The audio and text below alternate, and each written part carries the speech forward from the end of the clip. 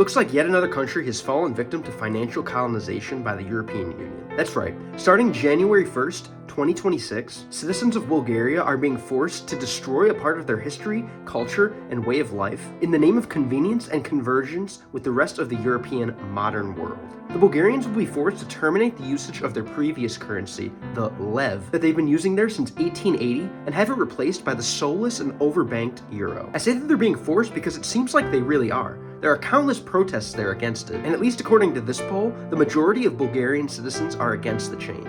It's very ironic to me, as people who support this change often point to Europe's history of forcing itself on the world in places like Africa and the West as a bad thing. Whereas now, they're supporting it happening in real time in front of them. It saddens me to see that people are so worried about what happened before they were born, but at the same time do nothing when the same thing happens in front of them in their own life, when they actually have the means to stop it. What's the point in having everywhere in Europe be the same? The magic of traveling through Europe is that each country has its own culture, customs, and a kaleidoscope of differences. This is how we fast-track Europe to being a giant, indiscernible blob, more analogous to a cancer cell than a healthy, fully functioning, robust organism. Seriously, I thought diversity was our strength. European politicians constantly critique the United States, but then try more and more every day to become just like it, trying to unite their states as much as they can, with European citizens fighting tooth and nail against it every step of the way, trying to keep their culture alive in the face of a disgusting grey-washing that's being done by their own governments. Now, judging by what happened to Croatians in 2023 when they were forced to adopt the euro, this likely means that a huge piece of a Bulgarian culture will die. Life will only get harder for the average Bulgarian citizen thanks to inflation, and other,